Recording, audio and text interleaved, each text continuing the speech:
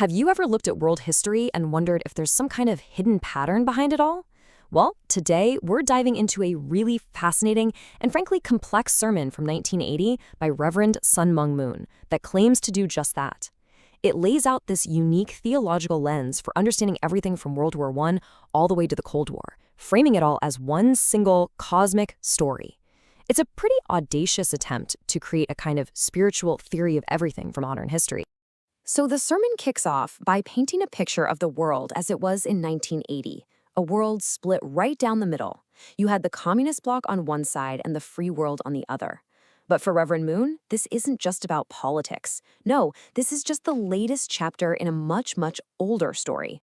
So, okay, how did we get to this point, this global standoff? The sermon says there's a specific pattern. It argues that the scale of conflict has just been getting bigger and bigger throughout modern history, moving from fights between nations to a total global showdown. And you can see that pattern laid out really clearly right here.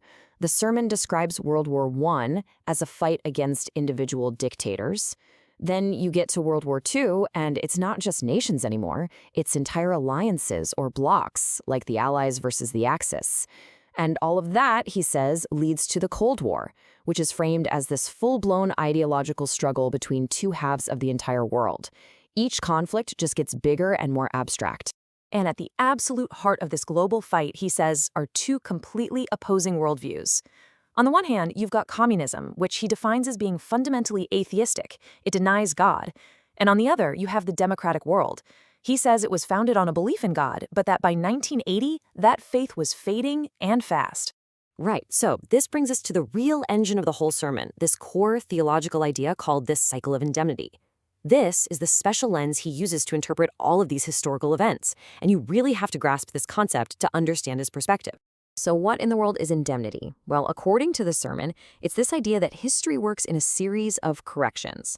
The thinking is that past failures, sins or major wrong turns, they have to be paid for or restored.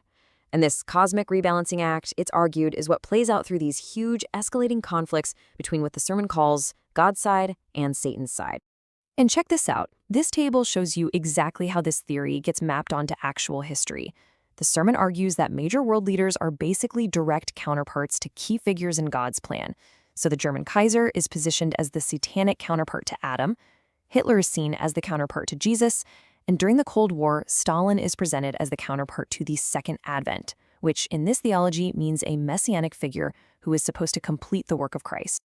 Now let's see how this massive, cosmic battle is said to have zeroed in on one very specific place and time.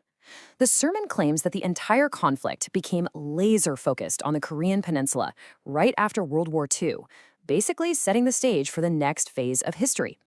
Okay, so in 1945, Korea gains its independence, and the sermon says this was a huge providential window of opportunity.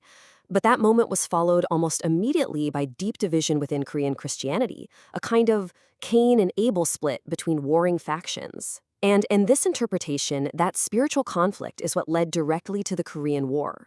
This quote from the sermon is just absolutely central to the whole argument.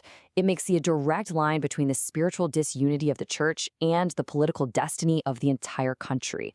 I mean, that is a bold claim that totally reframes why Korea was divided. So, here's the crucial takeaway from that.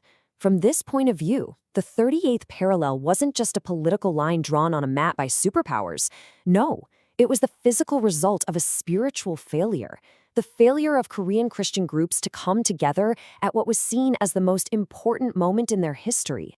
Now, according to the sermon, this failure created a kind of spiritual vacuum.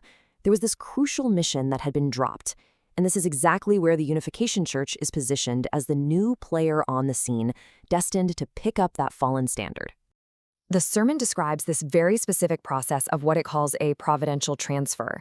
So because the established Christian churches supposedly failed to unite, heaven had to take back their blessings and their mission and pass that responsibility on to a new movement, the Unification Church. And then the year 1976 is held up as this massive turning point. The intense worldwide opposition the church faced that year, well, it's interpreted not as a setback, but as a sign. a sign that the church was now at the very center of God's plan and that it was actually collecting all the world's blessings through that very opposition. Okay, so all of this builds up to the sermon's final, ultimate mission and its big call to action, the fight against communism. And this isn't just framed as a political struggle, but as a sacred duty that has a divine purpose. So with this new mission in place, you have to ask, why the laser focus on communism? The sermon poses this question directly. Is the goal just political, or is there a much deeper spiritual reason for confronting this global ideology? And the answer it provides is, well, it's pretty profound within its own logic. The struggle against communism is seen as the actual tool for creating unity. It's the external threat, the outside pressure that's needed to force all religions and all free nations to finally come together against a common, godless enemy. And this sermon even gives us a kind of cosmic map for this final battle, assigning theological roles to different countries. On what it calls Satan's side, the Cain side, you have a trinity. North Korea is in the Adam role, China is Eve, and Russia is the archangel. And standing against them, on heaven's side, or the Abel position, are South Korea, Japan, and America. It's an attempt to basically map a biblical family drama right onto global geopolitics. And tying this all back to that idea of indemnity, the sermon makes a very specific prediction, that communism would start its decline in 1978. And that decline, in turn, would create the perfect opening for the Abel side, that alliance of South Korea, Japan, and America, led by the unification movement, to rise up and fulfill its mission. And this brings us to what is maybe the most startling theological argument in the whole sermon. It actually projects a future conversation between Satan and God that completely flips the script on who the enemy really is. And the implication of that quote is really the crucial takeaway of this whole thing. In this worldview, even the ultimate enemy, communism, ends up being used as an unwitting tool for God's purpose. It creates the very conflict, the opposition that's needed to forge unity on God's side. It's a framework where the great evil of the age plays a necessary, if unknowing, part in the final victory of good. It's a complex, provocative way to look at history, and it definitely leaves you wondering about the forces that truly shape our world.